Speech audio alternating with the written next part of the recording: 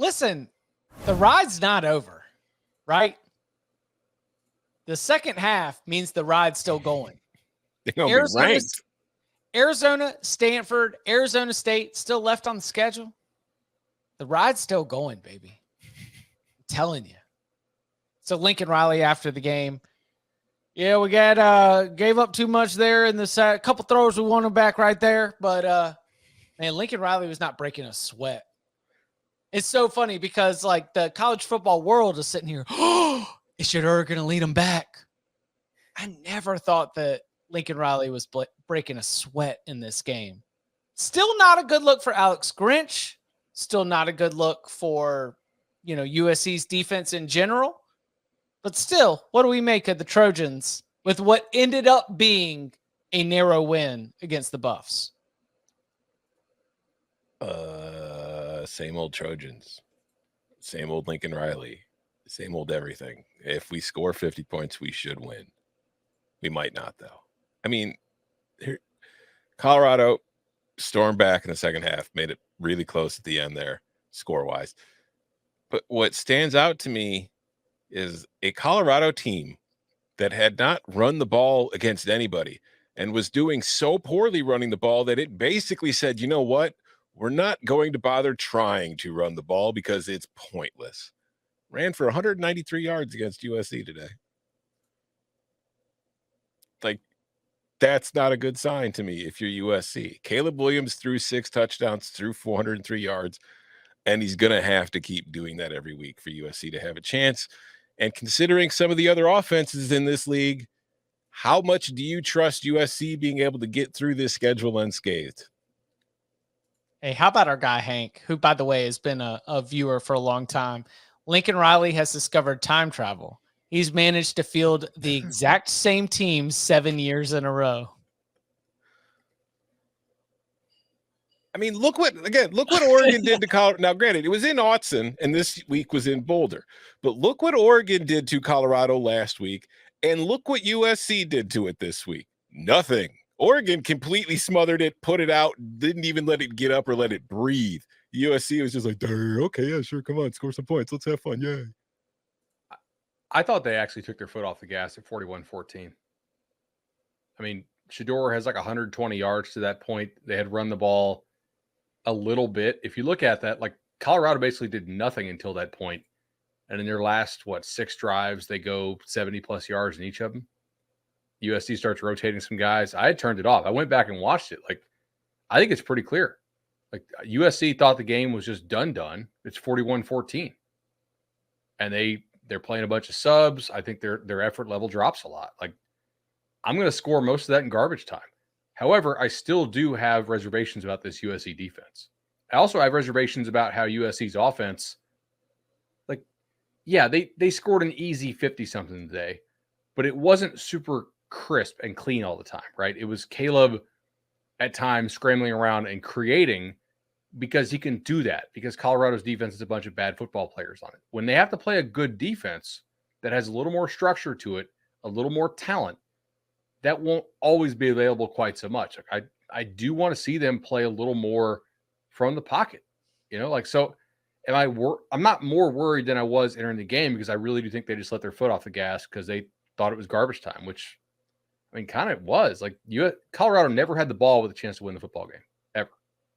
Last week in garbage time, when Oregon took its foot off the gas, it removed Bo Nix from the game, and it still only allowed 1 touchdown. USC took its foot off the gas. Yet Caleb Williams was in there until the very last snap, and they were giving up 40 points in the second half. I think there's some concern to be had about this defense. They're right. I mean, I don't think they took their foot off the gas because the point I'm trying to make is what the F is the difference between USC trying on defense and taking its foot off the gas? It looks the same to me. Here's their drives before they go up by 27 with 18 minutes left? 75-14, 77-22, 37-23, touchdown on those. 73, then they get the half. 55-75, that's the last one they go up on. Then all of a sudden, for some reason, they just go 0-18, 22-7. Like, did Colorado find the magic elixir to stop Caleb Williams and USC, or Yeah, but the object of offense is still to gain yards, Yes. first downs, and score points. Control the clock. Don't let him get a chance to come back There's in a the natural game. easing that goes on when you're up that big. But then take your starting QB out. That's totally fair.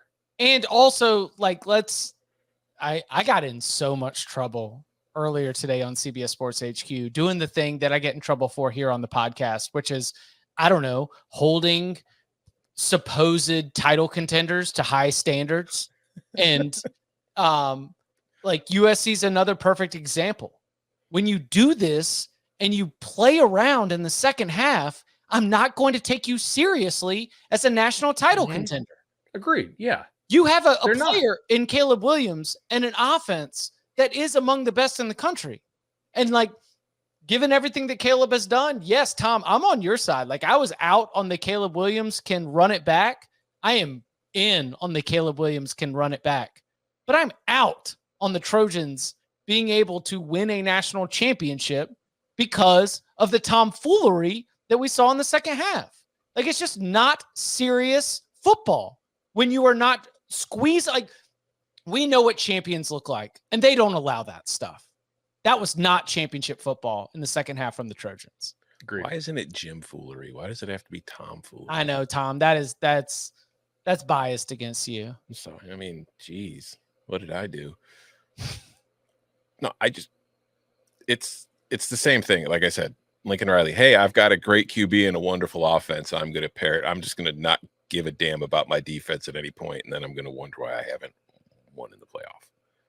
I mean, I don't know. Like, Baylor came back and won, and I was sitting there thinking as I was watching when UCF was winning that game, and again, we'll probably get to this more later. I'm like, well, at least Dave Aranda is going to get fired and Lincoln can hire him.